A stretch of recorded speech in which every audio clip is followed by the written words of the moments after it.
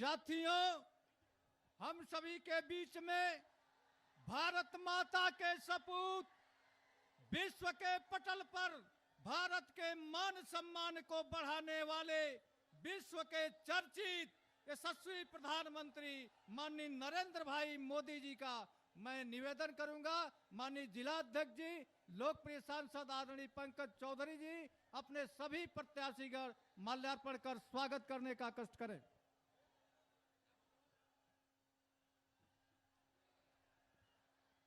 नरेंद्र मोदी जिंदाबाद,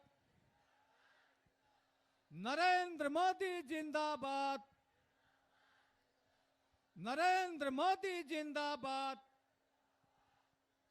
नरेंद्र मोदी जिंदाबाद, नरेंद्र मोदी जिंदाबाद। स्वागत है भाई, स्वागत है, स्वागत है भाई, स्वागत है। भारत माता की, भारतीय जनता पार्टी। अब मैं निवेदन करूंगा माननीय प्रधानमंत्री जी को भगवान गौतम बुद्ध की प्रतिमा को समर्पित करने का कष्ट करें। माननीय सांसद जी, आदरणीय जिलाध्यक्ष जी।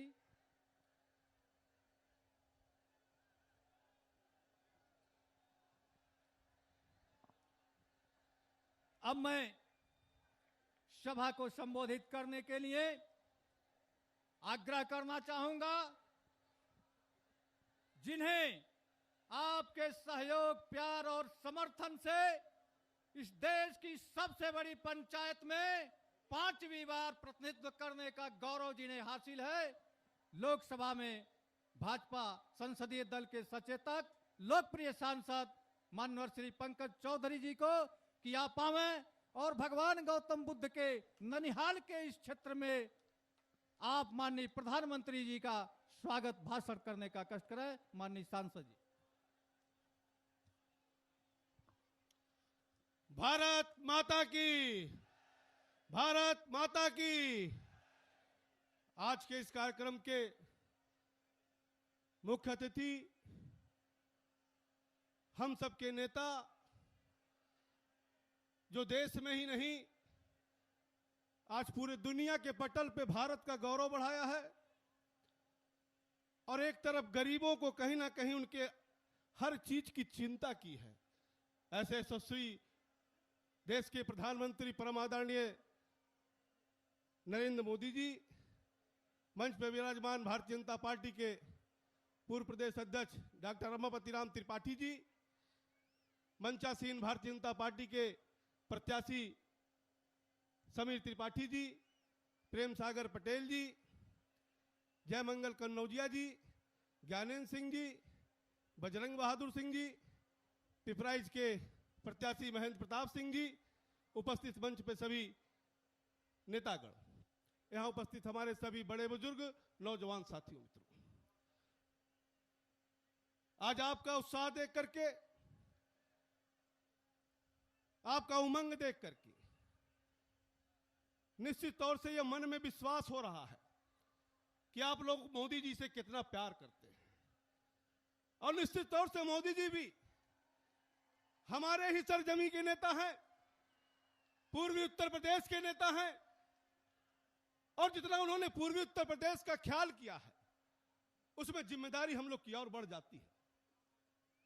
प्रधानमंत्री जी ने पहले ही कहा था कि देश का पूर्वी हिस्सा अभी अविकसित रह गया है, हमें पूरा ध्यान देना होगा मित्रों, और उसका उदाहरण है कि जो गोरखपुर में मोदी जी कह करके गए थे, जो बरसों से बंद पड़ा था, गोरखपुर का खाद कारखाना निश्चित तौर से उसको चलवाने का शिलान्यास करने का काम मोदी जी ने किया है मित्रों।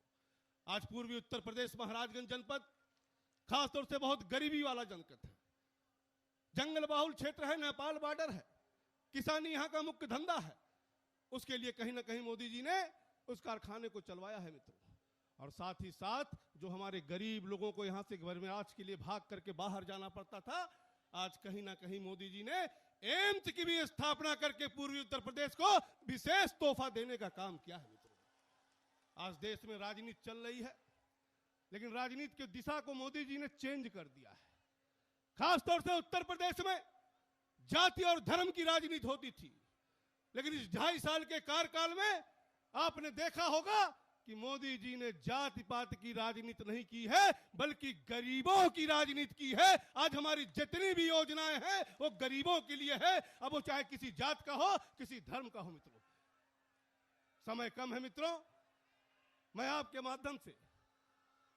माध्यम से मैं मोदी जी को बताना चाहता हूं कि अभी महाराजगंज के लोगों ने निश्चित तौर से अभी हमसे पूछ रहे थे कि क्या स्थिति है। हमने कहा आपका आशीर्वाद है और निश्चित तौर से आज के बाद महाराजगंज की पांचों सीट भारतीय जनता पार्टी के खाते में जाएगी। उसके लिए आप सबसे निवेदन है कि एक मर्तबे जोर से हाथ उठा करके हमारे नेता को आप कहीं ना कहीं संतुष्ट करिए कि हाँ साहब, 5 सीट महाराजगंज में जीतकर भारतीय जनता पार्टी जा रही है। जोर से उठाइए बात। बाबा जय गुरुदेव के प्रिय शिष्य उमाकांत जी के भी लोग आए हैं, उनका भी मैं स्वागत करता हूं और निश्चित तौर से महाराजगंज के आए हुए जनता का भी मैं हार्दिक अभिनंदन करता हूं कि जो विश्वास, जो प्यार आपने हमारे नेता को दिया है, उसके लिए मैं सदैव आपका आभारी रहूंगा। आपके हर दुख सुख में मैं आपके साथ रहता रहूंगा। इन्हीं शब्दों के साथ आप सब की तरफ से, मंच की तरफ से निश्चित तौर से अपने देश के प्रधानमंत्री जी का हार्दिक अभिनंदन और वंदन करता हूं। जय हिंद, जय भारत। बहुत बहुत धन्यवाद आदरणीय सांसद जी। अब मैं भारत माता के सपूत, विश्वविख्यात यशस्वी प्रधानमंत्री आदरणीय नरेंद्र भाई मोदी जी को सादर आमंत्रित करता हूं कि हम सभी को संबोधित करने का कष्ट करें। माननीय प्रधानमंत्री जी।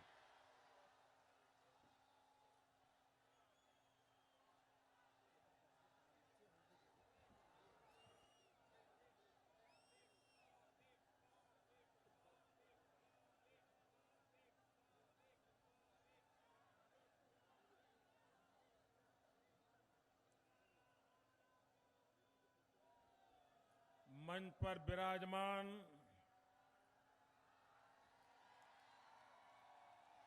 भारतीय जनता पार्टी के पूर्व प्रदेश अध्यक्ष, मेरे पुराने साथी डॉक्टर रमापति राम त्रिपाठी जी, संसद में मेरे साथी भाई पंकज चौधरी जी, महाराजगंज जिला अध्यक्ष श्रीमान अरुण शुक्ल जी, क्षेत्रीय उपाध्यक्ष और रैली के प्रभारी श्री त्र्यंबक त्रिपाठी जी, क्षेत्रीय मंत्री डॉक्टर धर्मेंद्र सिंह, जिला पंचायत के अध्यक्ष श्रीमान प्रभुदयाल चौहान जी, जिला महामंत्री श्रीमान ओम प्रकाश पटेल जी, राष्ट्रीय परिषद के सदस्य श्रीमान कृष्ण गोपाल जायसवाल जी, जिला महामंत्री श्रीमान परदेसी रविदास जी, पूर्व विधायक एवं लोकसभा के पालक चौधरी शिवेंद्र सिंह जी,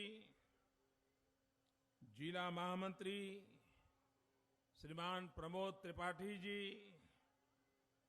क्षेत्रीय उपाध्यक्ष श्रीमान जनार्दन गुप्ता जी, और इस चुनाव में भारतीय जनता पार्टी के उम्मीदवार पनियारा से श्रीमान ज्ञानेंद्र सिंह जी,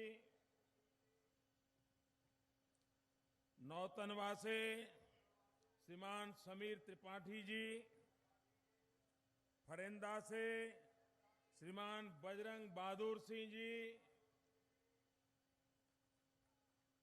पिपराइच से श्रीमान महेंद्र पाल सिंह जी, सीसवा से श्रीमान प्रेम सागर जी पटेल, महाराजगंज से श्रीमान जय मंगल कनौजिया जी, और विशाल संख्या में पधारे हुए महाराजगंज के मेरे प्यारे भाई और बहनों,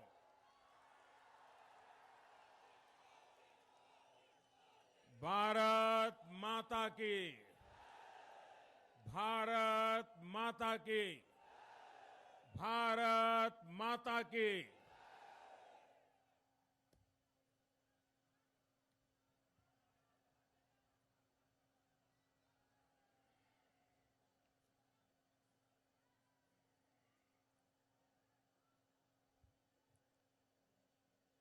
भाइयों बहनों,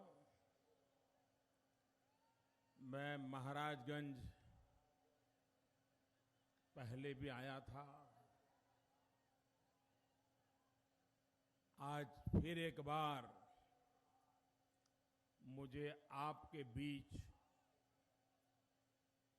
आपके दर्शन करने का सौभाग्य मिला है।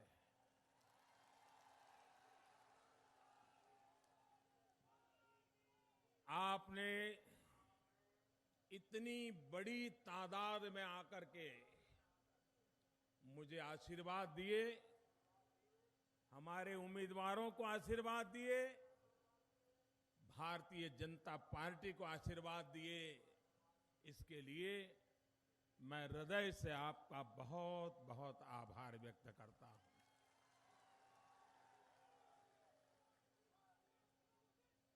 भाइयों बहनों,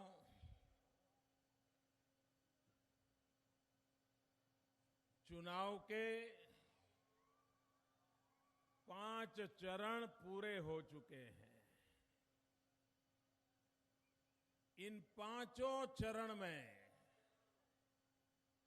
उत्तर प्रदेश के मतदाताओं ने जिस उमंग के साथ, जिस उत्साह के साथ लोकतंत्र के इस महापर्व को मनाया है, भारी मतदान किया है, शांतिपूर्ण मतदान किया है, इसलिए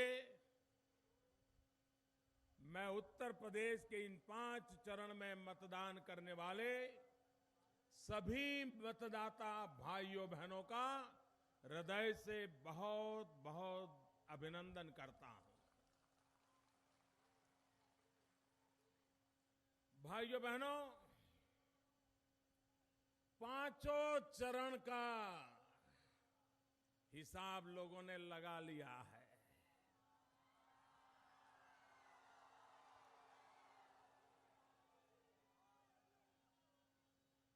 अब बचने की कोशिश उनके लिए बेकार है।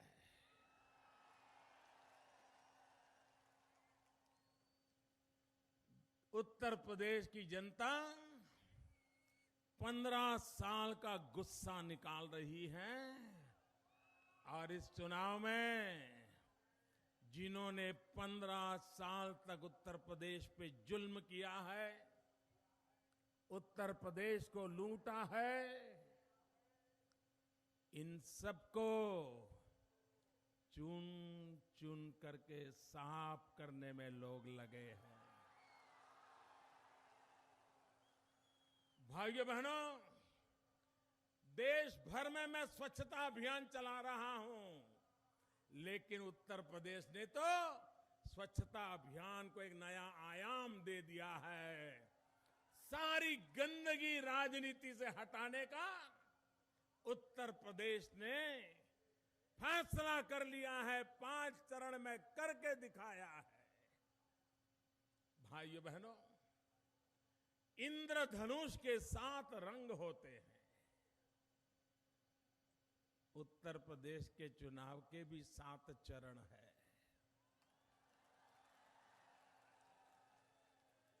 और जब इंद्रधनुष के 7 रंग देखते हैं तो मन पुलकित हो जाता है, एक नया ओज और तेज का निर्माण हो जाता है, नई आशाएं बंध जाती है।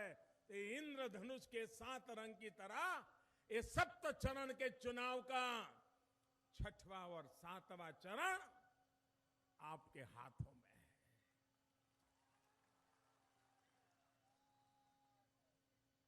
भाइयों बहनों, हम सब्जी भी खरीदने जाते हैं ना, गरीब व्यक्ति सब्जी देता होगा, खरीदने वाला भी गरीब होगा, खरीद करके ले लेता है। दूध बेचने वाला दूध बेचता है और हम दूध लेने जाते हैं, बेचने वाला भी गरीब, लेने वाला भी गरीब।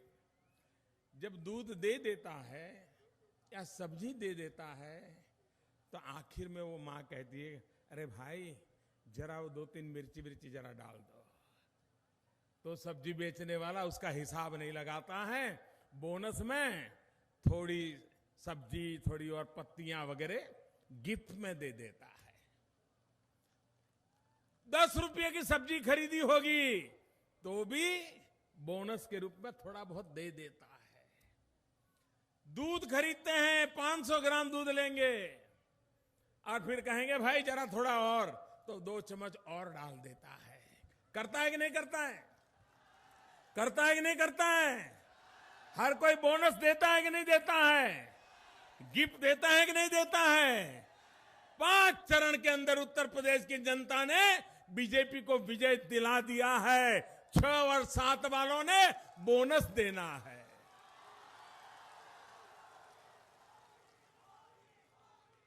गिफ्ट देनी है आपको और ऐसा बोनस दीजिए, ऐसा बोनस दीजिए कि उत्तर प्रदेश में पिछले कई वर्षों तक जैसा बहुमत नहीं मिला है, ऐसा बहुमत भारतीय जनता पार्टी के कमल निशान को मिलना चाहिए भाइयों। मिलेगा, मिलेगा, ताकत से बोलिए, मिलेगा पक्का? सपा बसपा कांग्रेस, सपा बसपा कांग्रेस।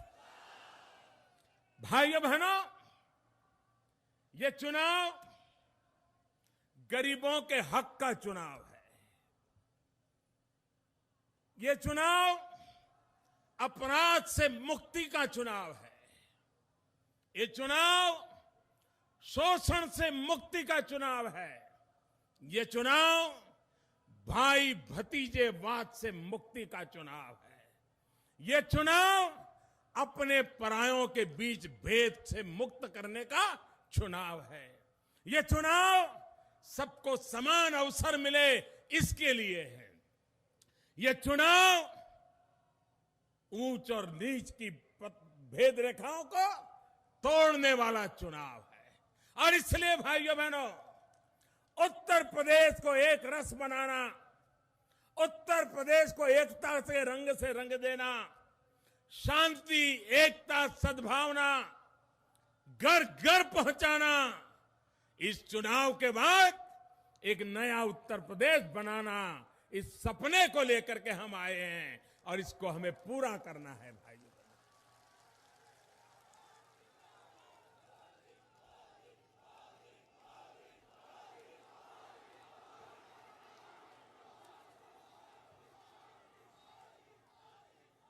भाइयों बहनों,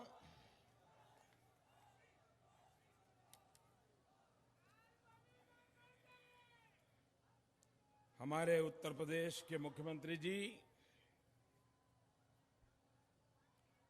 श्रीमान अखिलेश जी 6 महीने से कह रहे हैं काम बोल रहा है, काम बोल रहा है। काम बोल रहा है कि कारनामे बोल रहे हैं? आप बताइए, काम बोल रहा है कि कारनामे बोल रहे हैं? काम बोल रहा है, कारनामे बोल रहे हैं। अच्छा, अखिलेश जी को बुरा लग जाता है कि मोदी जी ऐसा क्यों बोलते हैं। चलो भाई, हमारी बात मत मानो, प्रधानमंत्री की बात मत मानो, काशी के सांसद की बात मत मानो, मोदी की बात मत मानो। आपकी अपनी बात हमें माननी चाहिए कि नहीं माननी चाहिए? माननी चाहिए कि नहीं माननी चाहिए? जो अखिलेश जी ने कहा है वो तो मानना चाहिए कि नहीं मानना चाहिए? भाइयों बहनों, मैं जरा देख रहा था कि उत्तर प्रदेश सरकार की जो वेबसाइट है up.gov.in, ये यूपी सरकार खुद क्या कह रही है। उन्हीं का डॉक्यूमेंट, और आज सुबह का, पुराना नहीं, आज सुबह का, उनकी वेबसाइट कहती है, और वो मेरी बात को पूरी पूरी ताकत देती है, समर्थन देती है। अखिलेश जी कह रहे हैं काम बोल रहा है, उनकी वेबसाइट कह रही है कारनामे बोल रहे हैं। यूपी सरकार की वेबसाइट क्या कह रही है? उत्तर प्रदेश सरकार की आधिकारिक वेबसाइट में बताया गया है,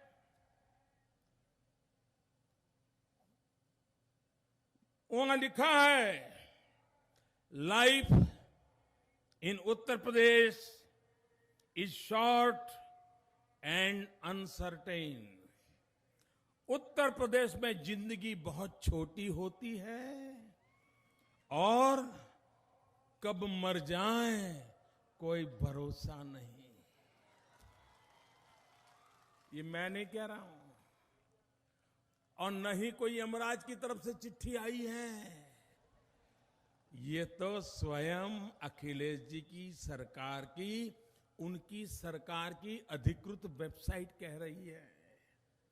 भाइयों बहनों, आगे कहते हैं, in this respects Uttar Pradesh resembles Saharan Africa.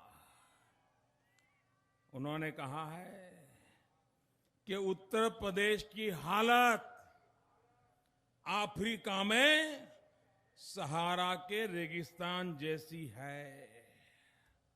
बताइए भैया अखिलेश जी, आप ये कहें हम आपका भी न माने क्या? अब आज मेरा भाषण पूरा होने ही अफसरों पर गाज गिरेगी। ये सच क्यों बोल दिया? मोदी ने पकड़ लिया।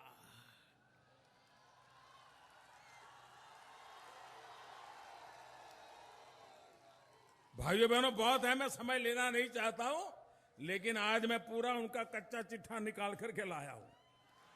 उनकी अपनी वेबसाइट का है जी। भाइयों बहनों,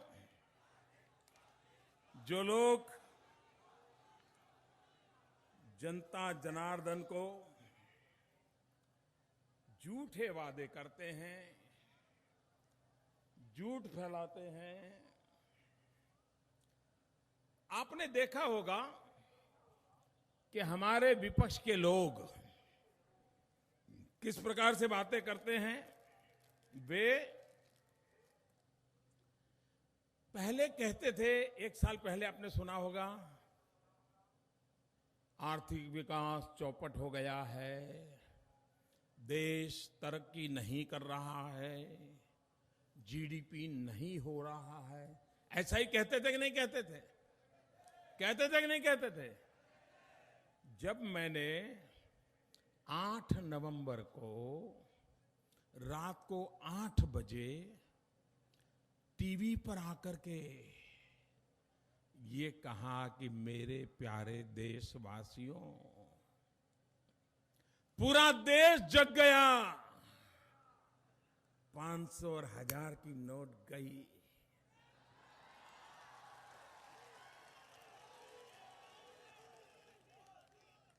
भाइयों बहनों, तब इन्होंने क्या कहा? उन्होंने कहा, मोदी जी हमें समझ नहीं आ रहा है कि देश तेज गति से आगे बढ़ रहा था, आर्थिक दृष्टि से छलांग लगाने को तैयार हो गया था, उसी समय नोट बंद करके आपने पैर क्यों काट लिए? चित भी मेरी, पट भी मेरी। पहले कहते हैं आर्थिक विकास हो नहीं रहा, नोटबंदी कर रहा हूं तो बोले चौपट कर दिया, सब चल रहा था, अच्छा जा रहा था, तुमने ब्रेक लगा दी। फिर क्या किया? 3 महीने से आपने सुना होगा, रोजगार चले गए, किसान बर्बाद हो गया, बुआई नहीं हुई, फर्टिलाइजर ले नहीं रहे हैं, फसल नहीं हो रही है, उद्योग बंद हो गए, कारखाने बंद हो गए, देश पूरी तरह पिछड़ गया। और बड़े बड़े विद्वान, कोई हार्वर्ड के, कोई ऑक्सफोर्ड के, 30-40 साल से देश के अर्थतंत्र में बड़ा मौके का स्थान निभाने वाले बड़े अर्थशास्त्री, उन्होंने कह दिया, कोई कह रहा था 2% जीडीपी कम हो जाएगा, कोई कहता था 4% जीडीपी कम हो जाएगा। भाइयों बहनों, देश ने देख लिया हार्डवेयर वालों की सोच क्या होती है, हार्ड वर्क वालों की सोच क्या होती है, ये देश ने देख लिया। एक तरफ वो विद्वानों की जमात है जो हार्डवर्क का, जो हार्वर्ड यूनिवर्सिटी के नाम पर बात करते हैं, एक और गरीब मां का बेटा है जो हार्डवर्क के द्वारा देश की अर्थनीति बदलने पर लगा हुआ है। भाइयों,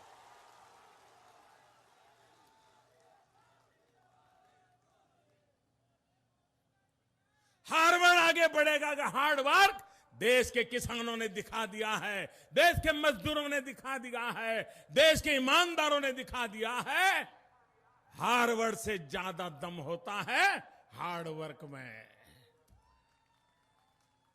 भाइयों बहनों, हिंदुस्तान दुनिया की सबसे तेज गति से आगे बढ़ने वाली इकोनॉमी में उसने अपना नाम दर्ज करा दिया है। कल जीडीपी के आंकड़े आए, उन्होंने फिर से सिद्ध कर दिया कि नोटबंदी के बावजूद भी हिंदुस्तान के ईमानदार लोगों ने, हिंदुस्तान के मेहनतकश लोगों ने, हिंदुस्तान के गांव के लोगों ने, हिंदुस्तान के किसान ने, हिंदुस्तान के नौजवानों ने भारत की विकास यात्रा को कोई आंच नहीं आने दी। भाइयों, कोई आंच नहीं आने दी। मैं देशवासियों का, ईमानदार लोगों का, मेहनतकश लोगों का, किसान भाइयों बहनों का, मेरे देश के नौजवानों का सर झुका करके नमन करना चाहता हूं, सर झुका करके उनका अभिनंदन करना चाहता हूं कि विरोध के बीच, झूठी बातों के बीच देश पीछे चला जाए तो चला जाए, अपनी राजनीति का चूल्हा जलता रहे।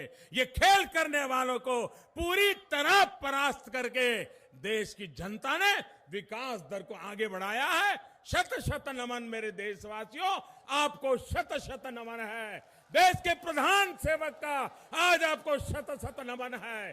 आपने दुनिया में हिंदुस्तान का नाम रोशन कर दिया है। फिर एक बार देशवासियों को मेरा शत शत नमन है। भाइयों,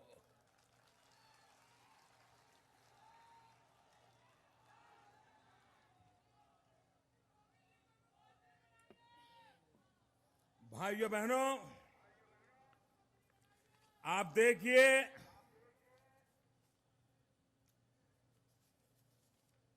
पिछले दिनों कल जो आंकड़े आए हैं, अब उनको परेशानी है। अब सच्चाई छुप नहीं सकती साहब, सत्य बाहर आकर के रह गया। तो अब क्या कह रहे हैं? आंकड़े कहां से आए? क्या पता ये आंकड़े सच है कि झूठ है। सभी सरकारों में आंकड़े जहां से आते हैं, हमारी सरकार में भी वहीं से आंकड़े आते हैं। जिन आंकड़ों के सहारे पिछले 10 साल से आप देश को समझाते थे, वही आंकड़े खुद बोलते हैं। ये काम और कारनामे की कथा नहीं है, ये 125 करोड़ देशवासियों के परिश्रम की कहानी है। भाई, गर्व करने वाली कहानी है। खनन के उद्योग और मैं अवैधानिक रूप से गैर कानूनी तरीके से खनन होकर रहा है उत्तर प्रदेश की बात नहीं कर रहा हूं। अखिलेश जी, आपका इसमें कुछ नहीं है। आप तो अवैध खनन माफियाओं के लालन पालन को रोकने में सफल नहीं हुए हैं। खनन 7.5% वृद्धि, बिजली गैस करीब 6.8% वृद्धि,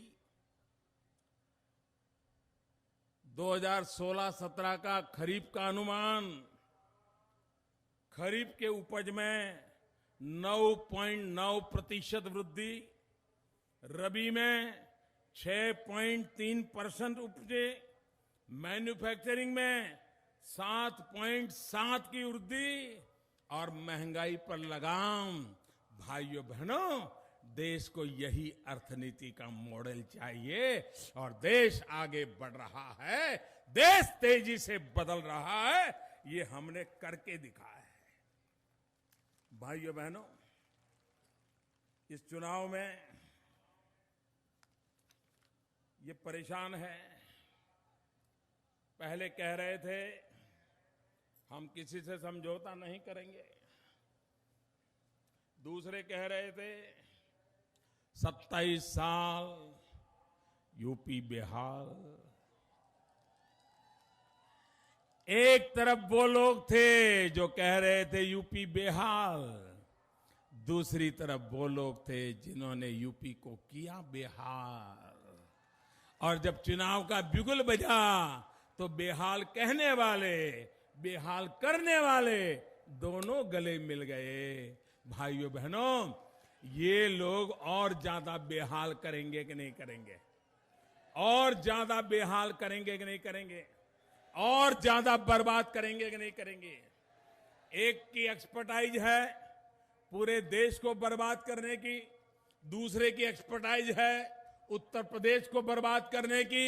ये दोनों बर्बाद करने वाले मिल जाए तो कुछ बचेगा क्या? इनको कभी भी जीतने देना चाहिए क्या? और मैं हैरान हूं,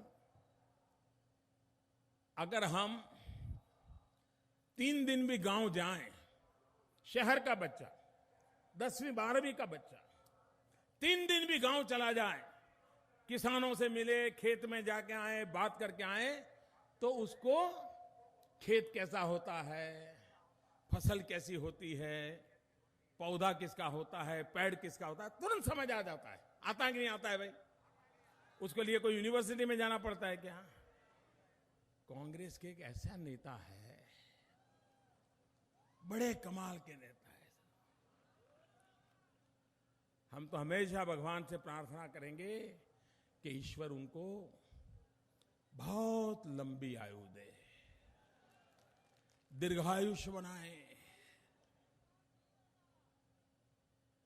वो कल मणिपुर गए थे। मणिपुर आपको मालूम है नॉर्थ ईस्ट में है, नॉर्थ ईस्ट में है। उन्होंने कल एक बड़ी घोषणा की किसानों के लिए।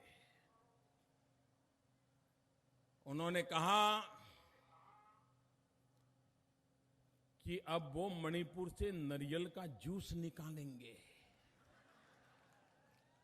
और नारियल का जूस निकाल करके इंग्लैंड में बेचेंगे।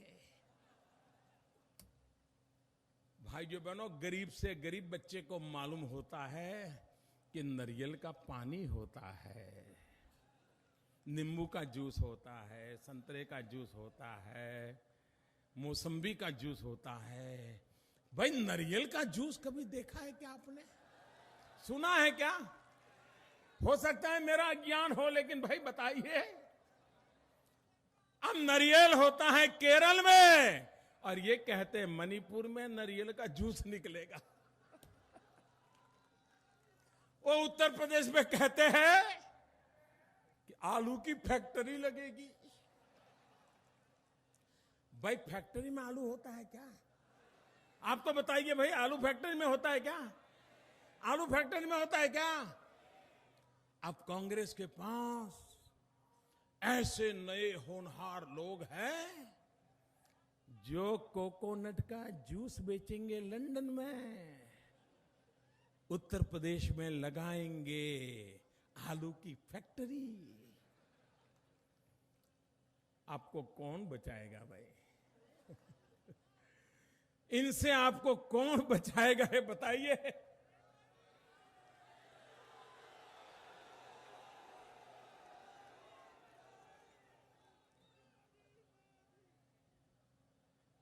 भाइयों बहनों, समझ आ नहीं रहा है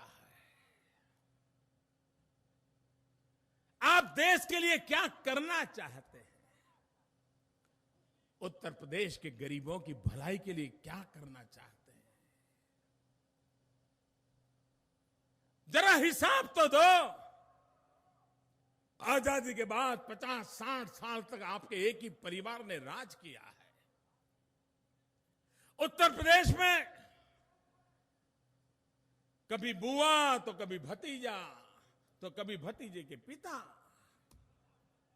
यही चलाते रहे हैं। भाइयों बहनों, आप मुझे बताइए, क्या इससे उत्तर प्रदेश का भला होगा? क्या कैसे सरकार चलाई है? उत्तर प्रदेश में करीब करीब 30 लाख परिवार ऐसे हैं जिनके पास घर नहीं है। 30 लाख परिवार ऐसे हैं जिनके पास रहने के लिए घर नहीं है। भारत सरकार ने सपना संजोया है, संकल्प किया है, योजना बनाई है, रुपयों का आवंटन किया है कि 2022 5 साल के बाद हमारे देश की आजादी के 75 साल होंगे। आजादी के 75 साल कैसे हो? भगत सिंह, सुखदेव, राजगुरु, जिन महापुरुषों ने अपनी जिंदगी लगा दी। महात्मा गांधी, सरदार पटेल आजादी के लिए जूझते रहे। लक्षावधि लोग, एक दो नहीं, मैं नाम सबका नहीं बोल पाता, लक्षावधि लोग, लाखों लोग दशकों तक लड़ते रहे, जेलों में जिंदगी गुजारते रहे, फांसी के तख्त पर चढ़ते रहे, काला पानी की सजा भुगतते रहे, तब जाकर के आजादी मिली है। वो आजादी के जब 75 साल हो, क्या आजादी के 75 साल होने के बाद भी हिंदुस्तान के हर गरीब को उसका अपना घर होना चाहिए कि नहीं होना चाहिए? गरीब को भी छत मिलनी चाहिए कि नहीं मिलनी चाहिए? घर भी ऐसा हो जिसमें शौचालय भी हो, घर ऐसा हो जिसमें बिजली भी आती हो, घर ऐसा हो जहां नलके में पानी भी आता हो, घर ऐसा हो जहां गैस का चूल्हा भी हो, घर ऐसा हो जहां बच्चों को पढ़ने के लिए बैठने की जगह भी हो। ऐसा घर मिलना चाहिए कि नहीं मिलना चाहिए? मिलना चाहिए कि नहीं मिलना चाहिए? भाइयों बहनों, आज तक किसी सरकार ने हिम्मत नहीं की। हमारी सरकार ने हिम्मत की है कि हम 2022 में हिंदुस्तान के हर परिवार को रहने के लिए उसका घर देना चाहते हैं।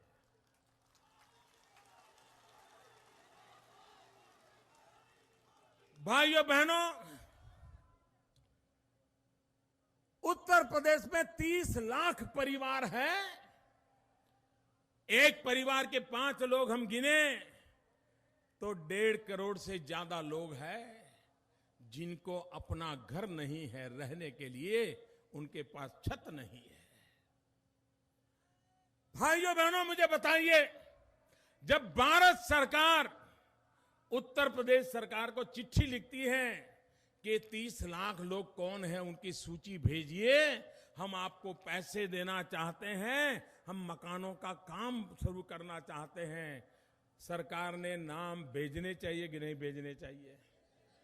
गरीबों के लिए काम करना चाहिए कि नहीं करना चाहिए? भाइयों, गरीब का कोई धर्म संप्रदाय नहीं होता है। गरीब बेचारा गरीब होता है, उसे तो 2 टाइम खाना मिले, रहने को घर मिले, बच्चों को पढ़ाई मिले, नौजवानों को रोजगार मिले, एक अच्छी सी जिंदगी गुजारने का सपना होता है। हम ये पूरा करना चाहते हैं। कोई भेदभाव के बिना, न धर्म का भेदभाव, न जाति का भेदभाव, न शहर और गांव का भेदभाव, गरीब यानी गरीब एक ही तराजू से तोला जाएगा। गरीब यानी गरीब। भाइयों बहनों, मुझे दुख के साथ कहना पड़ेगा, काम बोलते हैं कि कारनामे बोलते हैं। अखिलेश जी, हमें हमारी सरकार ने आपको 13 चिट्ठियां लिखी, 13। हमारे शहरी विकास मंत्री ने चिट्ठियां लिखी। उत्तर प्रदेश के शहरों में 30 लाख परिवारों को घर देने के लिए नाम की सूची दीजिए। भाइयों बहनों, उत्तर प्रदेश की सरकार नहीं दे पाई। अब गरीब को घर मैं देना चाहता हूं, कैसे मिलेगा? गरीब को घर देने में रुकावट पैदा करने वाली ये सरकार जानी चाहिए कि नहीं जानी चाहिए? जानी चाहिए कि नहीं जानी चाहिए? गरीबों को घर दिला सके ऐसी सरकार लानी चाहिए कि नहीं लानी चाहिए? भाइयों बहनों, और जब उन्होंने लिस्ट भेजा तो कितना भेजा? शहरों में 30 लाख परिवारों में से सिर्फ 11,000 का ही लिस्ट भेजा। अब आप अंदाज लगा सकते हैं 11,000 कौन होंगे, किसकी सूची बनाई होगी, कैसे पसंद किए होंगे? यही खेल खेले होंगे ना। ये बंद होना चाहिए कि नहीं होना चाहिए? भाइयों बहनों, हमारी सरकार हर घर में बिजली देना चाहती है, 24 घंटे बिजली देना चाहती है। हमने उत्तर प्रदेश के लिए करीब 18,000 करोड़ रुपया लगाना तय किया ताकि हर घर में 24 घंटे बिजली मिले। आप हैरान होंगे, उत्तर प्रदेश की सरकार भारत सरकार के पैसों का भी खर्चा नहीं कर पाई। पैसे ऐसे कैसे सड़ रहे हैं और लोग अंधेरे में जी रहे हैं। भाइयों बहनों, काम कैसे होना चाहिए, उनको काम की परवाह नहीं है। मैं आज मेरे गरीब भाइयों बहनों को कहना चाहता हूं, जरा आप विचार कीजिए। राजनीति में वादे करने वाले दल चुनाव में आते हैं, जाति जाति के भांति भांति के भाषण भी करते हैं। जब मैं लाल किले से प्रधानमंत्री बनने के बाद बोल रहा था और लोगों को मैंने कहा कि आप कमाते हैं, पैसे हैं, घर में 2-2 गाड़ियां हैं, आप गैस की सब्सिडी क्यों लेते हो? गैस की सब्सिडी छोड़ दो, मैं गरीब को गैस देना चाहता हूं। भाइयों बहनों, मेरे देश के 125 करोड़ परिवारों ने, 125 करोड़ परिवारों ने गैस की सब्सिडी छोड़ दी और मैंने फैसला किया कि मैं गरीब मां जो लकड़ी का चूल्हा जला करके खाना पकाती है, उसके शरीर में लकड़ी का चूल्हा जलाने के कारण खाना पकाते समय जो धुआं होता है, गरीब मां के शरीर में एक दिन में 400 सिगारेट का धुआं उसके शरीर में जाता है। 400 सिगारेट का धुआं उस गरीब मां के शरीर में जाता है। जब मां खाना पकाती है, छोटे छोटे बच्चे वहां खेलते हैं, ये धुआं उन छोटे छोटे बालकों के शरीर में भी जाता है। आप मुझे बताइए, जिस मां के शरीर में 400 सिगारेट का धुआं जाता हो, जिस बच्चे के शरीर में इतना धुआं जाता हो, उनकी तबीयत कैसी अच्छी रहेगी? वो बीमार होगी कि नहीं होगी? उन गरीब मां को कौन बचाएगा? भाइयों बहनों, आज दिल्ली में प्रधानमंत्री के पद पर एक गरीब मां का बेटा बैठा है, वो गरीब मां के दुख को भली भांति समझता है, वो गरीब मां की पीड़ा समझता है। और हमने तय किया कि मैं गरीब माताओं को ये लकड़ी के चूल्हे से आने वाले धुएं से मैं बचाना चाहता हूं। सरकारी खजाना खाली हो जाए तो हो जाए, लेकिन मैं मेरी गरीब माताओं को, गरीब बच्चों को बचाना चाहता हूं। भाइयों बहनों, हमने सपना संजोया, संकल्प किया, धन आवंटन किया। 3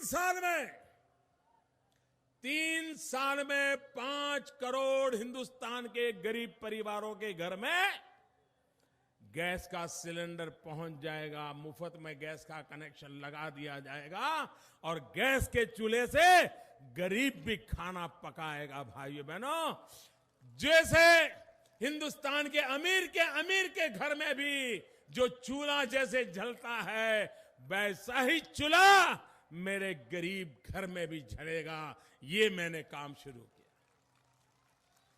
और अभी तो 1 साल नहीं हुआ है योजना को लागू किए, 10-11 महीने हुए हैं, लेकिन करीब करीब 1.25 करोड़ परिवारों में गैस का सिलेंडर पहुंच गया, गैस का कनेक्शन दे दिया गया। भैया, इन माताओं को हमने बचा लिया, बाकी परिवारों को आगे बचा लेंगे।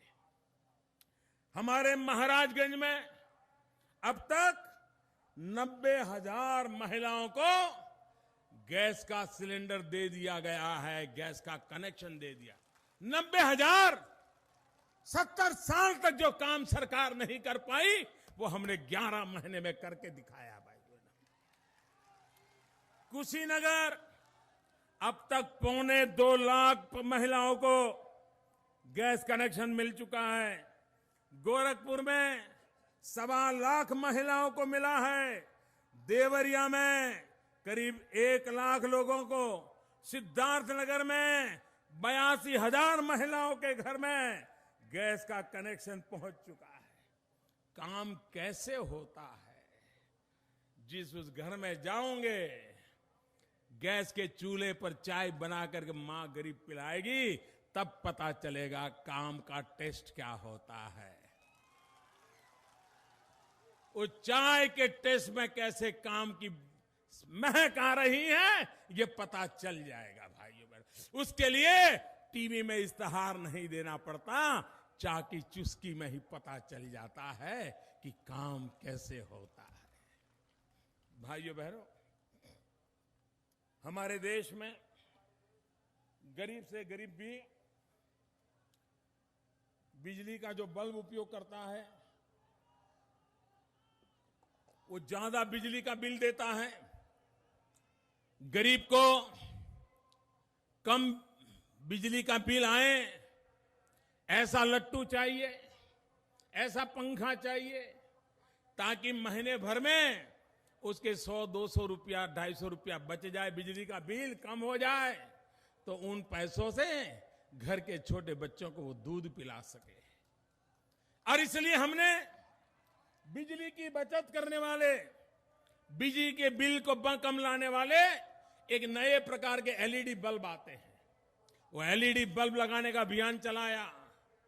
भाइयों बहनों, पहले की सरकार की थी तब भी एलईडी बल्ब था, लेकिन जब कांग्रेस की सरकार थी तो एलईडी बल्ब बिकता था, वो लट्टू बिकता था 350-400 रुपये में। हमने एलईडी बनाने वालों को बुलाया, हमने बताओ कितना खर्चा होता है। हमने कहा गरीब को लूटते हो, क्या समझते हो? हिसाब लेना शुरू किया, जरा पूछताछ शुरू की, वो तता भपा करने लग गए। मैंने कहा सही बताइए क्या हो रहा है, बताओ। 350-400 रुपये कैसे मारते हो तुम लोगों से? भाइयों बहनों, मैं पीछे पड़ गया, हिसाब पक्का कर लिया। जो एलईडी बल्ब 400 रुपये में बिकता था, आज 80 रुपये में बिकना शुरू हो गया। सरकार गरीब के लिए काम कैसे करती है, ये जीता जागता उदाहरण है। और उसके कारण आज हिंदुस्तान में 21 करोड़ लट्टू, 21 करोड़ बल्ब एलईडी के लग चुके हैं। भाइयों बहनों, पूरे देश में हम इस काम के लिए लगे हुए हैं। और जो 21 करोड़ एलईडी के बल्ब लगे हैं ना, उजाला ज्यादा आया, बिजली का खर्चा कम आया। और ये लट्टू, पहले वाला लट्टू अगर 1 साल चलता था तो ये 2.5-3 साल तक खराब नहीं होता है, ऐसा लट्टू ले आए। बताइए गरीब को फायदा हुआ कि नहीं हुआ? हुआ कि नहीं हुआ? देश में जो एलईडी के बल्ब लगाए हैं, लोगों के जेब में पूरे देश में करीब 11,000 करोड़ रुपए की बचत हो रही है। 11,000 करोड़ रुपया बचना ये छोटा काम नहीं है भाइयों, क्योंकि गरीब के जेब से बचा है, गरीब की भलाई का काम हमने किया है। भाइयों बहनों, हमारे महाराजगंज में 1,13,000 एलईडी बल्ब लग चुके हैं। गोरखपुर में 6,73,000 बल्ब लग चुके हैं। देवरिया में 2,40,000 बल्ब लग चुके हैं। भारतीय जनता पार्टी के कार्यकर्ता घर घर समझाते जाकर के, और लोग इसका फायदा ले रहे हैं, और उसका भाइयों बहनों लोगों को लाभ मिलता है। मेरे किसान भाइयों बहनों, आप मुझे बताइए, पहले जब चाहिए तब यूरिया मिलता था क्या? जोरों से बताइए, मिलता था क्या? मिलता था क्या? जितना चाहिए उतना मिलता था क्या? अच्छा, यूरिया 10 दिन के बाद आए तो कोई फायदा है क्या? खेत में जब चाहिए तब मिलना चाहिए कि नहीं मिलना चाहिए? फसल को जरूरत हो तब देना चाहिए कि नहीं देना चाहिए? लेकिन दिल्ली में ऐसी सरकार थी जो आलू की फैक्ट्री लगाने की जिसकी समझ हो, नारियल का जूस निकालने का जिनका ज्ञान हो, उनको ये पता नहीं था कि यूरिया किसान के लिए कितना महत्वपूर्ण होता है। मैं जब प्रधानमंत्री बना, पहले ही महीने में ढेर सारी चिट्ठियां मुख्यमंत्रियों की आई। क्या आया? मोदी जी यूरिया दीजिए, यूरिया दीजिए, यूरिया दीजिए। हमारे यहां यूरिया कम है। अब मैं तो नया नया था, 1 महीने में करूंगा क्या? लेकिन बाद में दिमाग लगाया, काम शुरू किया। भाइयों बहनों, मैंने देखा कि नाम तो किसान का था, सब्सिडी किसान के नाम से कटती थी, लेकिन यूरिया खेत में नहीं जाता था, किसान के पास नहीं जाता था, खेती के काम नहीं आता था। फैक्ट्री से यूरिया निकलता था और उसकी चोरी होती थी, और चोरी होकर के वो यूरिया केमिकल के कारखानों में पहुंच जाता था, और वे उसमें से कुछ दूसरी चीज बना देते हैं और केमिकल डाल करके, और अरबों खरबों रुपया कमाते थे, किसान का लूट लेते थे। भाई, हमने तय किया हम यूरिया का नीम कोटिंग करेंगे। जब नीम कोटिंग बोलते हैं तो गरीब किसान को लगता है कि ये कौन सी नई बलाई, ये कौन सा विज्ञान है। भाइयों बहनों, बड़ी सिंपल बात है। गरीब का बेटा हो ना, तो बात छोटी छोटी समझ जाता हूं जी। कुछ नहीं किया, छोटा सा काम किया। यूरिया के कारखाने लगे थे, वहां अगल बगल के गांवों की महिलाओं को कहा कि आपके यहां जो नीम के झाड़ है, उन नीम के झाड़ की जो फली है वो नीचे गिरती है, उसको इकट्ठी कीजिए, कारखाने वाले उसको खरीद लेंगे, गरीब को फली का पैसा मिलने लगा। उस फली का तेल निकाला, तेल निकाल करके यूरिया में मिक्स कर दिया और किसानों को देना शुरू कर दिया। ये हो गया नीम कोटिंग यूरिया। कितना सिंपल है। लेकिन नीम कोटिंग करने के बाद मुट्ठी भर यूरिया भी किसी केमिकल वाले के काम नहीं आएगा।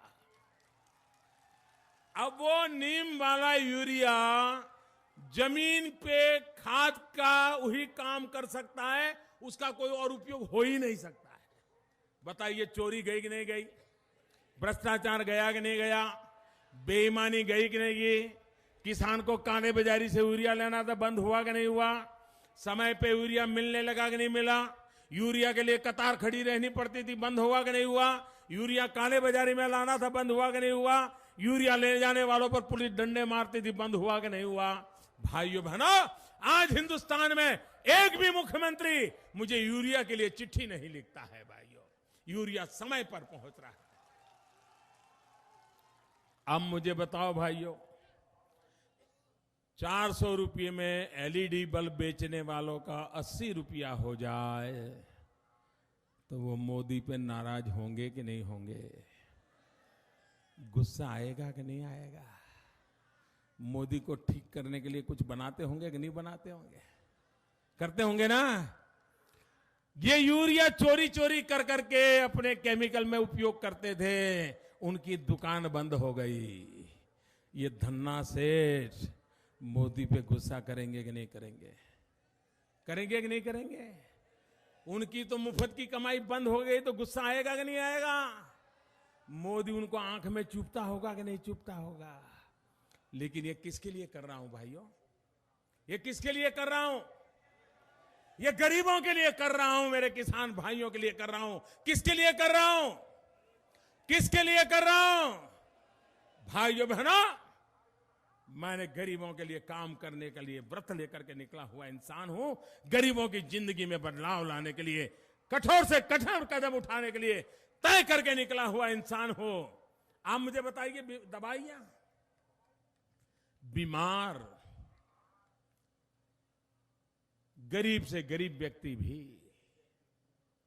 अगर परिवार में कोई बीमारी आ जाए, मध्यम वर्ग का परिवार हो, शिक्षक हो, सरकारी बाबू हो, पुलिस वाला हो, भाइयों बहनों, अगर मध्यम वर्ग के परिवार में भी अगर एकाध व्यक्ति भी बीमार हो जाए, एकाध व्यक्ति भी बीमार हो जाए, भाइयों बहनों, तो घर का पूरा बजट बर्बाद हो जाता है कि नहीं हो जाता है? बेटी की शादी रुक जाती है कि नहीं रुक जाती है? अस्पताल का खर्चा महंगा पड़ता है कि नहीं पड़ता है? दवाई का खर्चा गरीब को और मार देता है कि नहीं मार देता है? हार्ट अटैक, कैंसर, डायबिटीज, अब हृदय रोग की बीमारी थोड़ी अमीरों की रही है, गरीब के घर में भी आती है। और जब घर में गरीब को हृदय रोग की बीमारी आ जाए, कैंसर की बीमारी आ जाए, डायबिटीज आ जाए, दवाई लेने जाए तो पूरी कमाई दवाई में चली जाए। भाइयों बहनों,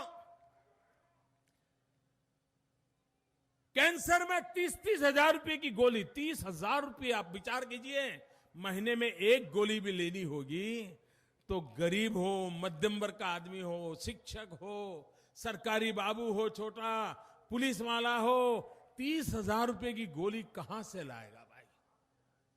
वो तो मौत के इंतजार करेगा कि नहीं करेगा? मैंने इन दवाई बनाने वालों को बुलाया, मैं कहा आओ भाई, ये क्या 30,000 की गोली में क्या जादू है, जरा बताओ तो मुझे, क्या डालते हो अंदर? इतनी गोली का 30,000 रुपया कैसे लेते हो तुम, बताओ? हर चीज का हिसाब मांगा, क्या क्या डालते हो, कितना खर्चा होता है, मेहनत कितनी लगती है, दफ्तर का कितना खर्चा, सब लगाओ। मैंने कहा पैकेजिंग का खर्चा भी लगाओ।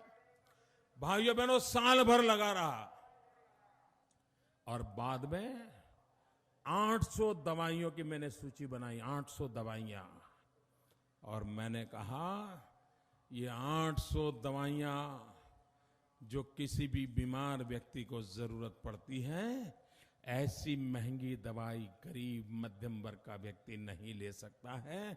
दवाई के दाम करने पड़ेंगे कम, मुनाफा होगा कम, आपको सीधे चलना पड़ेगा। और भाइयों बहनों, 30,000 रुपए में जो गोली बिकती थी, मैंने उसकी कीमत 3,000 रुपया कर दी भाई।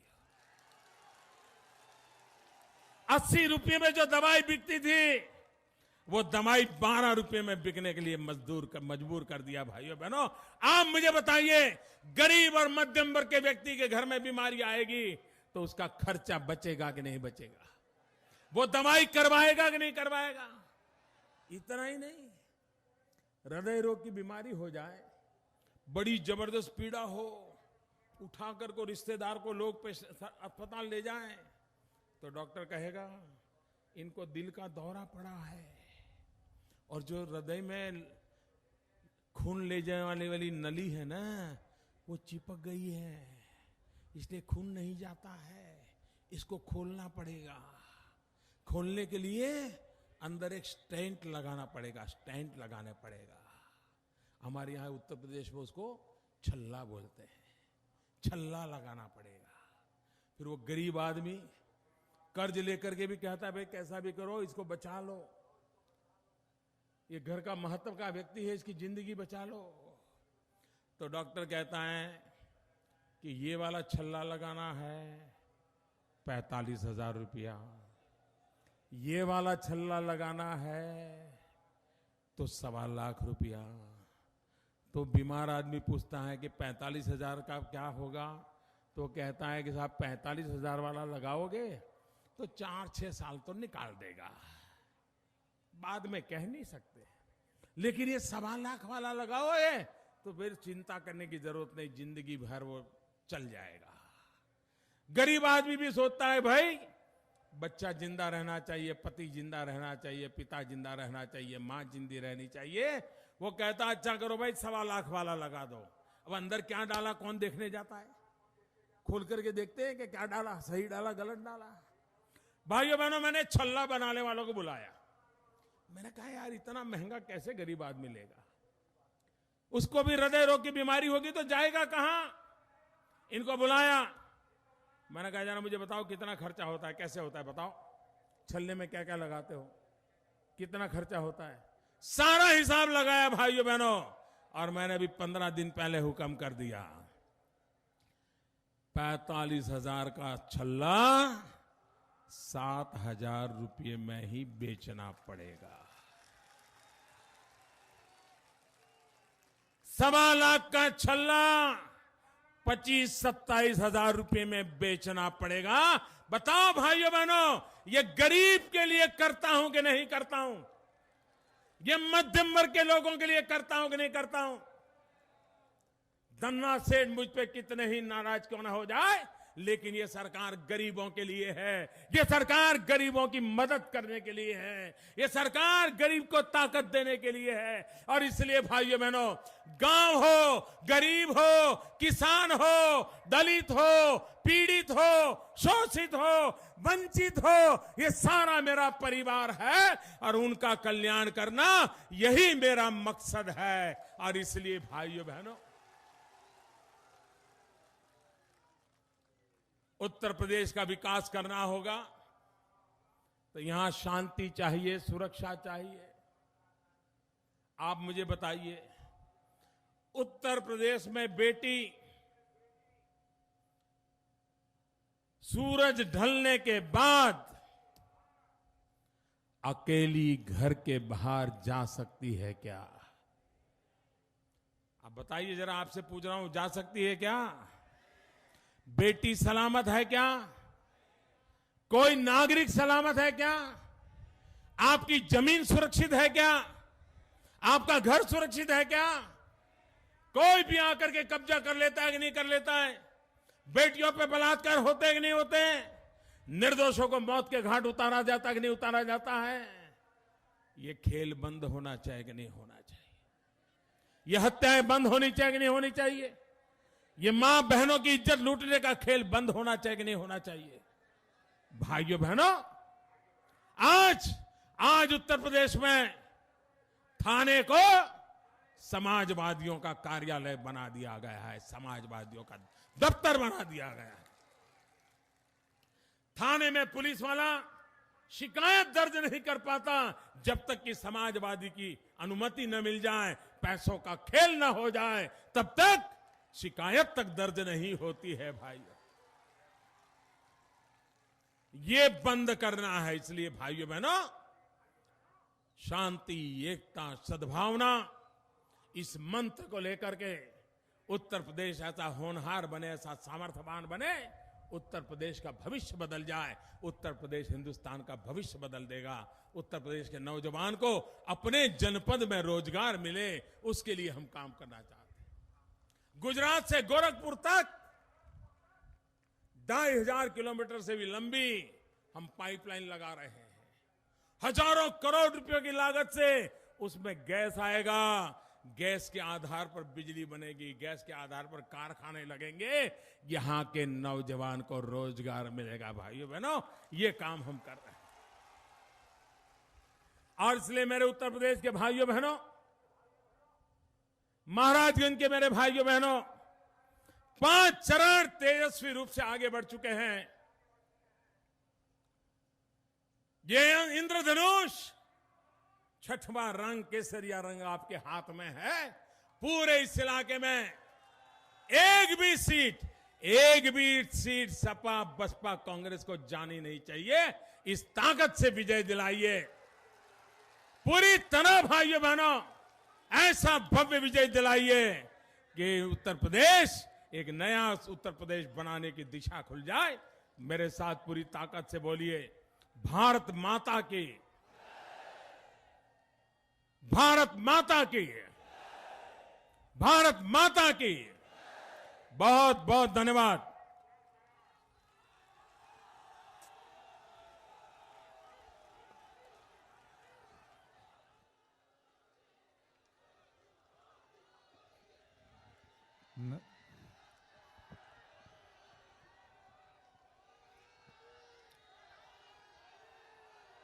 नरेंद्र मोदी जिंदाबाद, नरेंद्र मोदी जिंदाबाद, भारतीय जनता पार्टी जिंदाबाद, नरेंद्र मोदी जिंदाबाद, किसानों का मसीहा नरेंद्र मोदी, गरीबों का मसीहा नरेंद्र मोदी, भारतीय जनता पार्टी, नरेंद्र मोदी जिंदाबाद, भारतीय जनता पार्टी जिंदाबाद, नरेंद्र मोदी जिंदाबाद। माननीय जिला अध्यक्ष आदरणीय अरुण शुक्ल जी से आग्रह करूंगा कि सभा की समाप्ति की घोषणा करने का कष्ट करें। माननीय जिला अध्यक्ष जी। आप सबका बहुत बहुत आभार। जनपद की 5 सीटों पर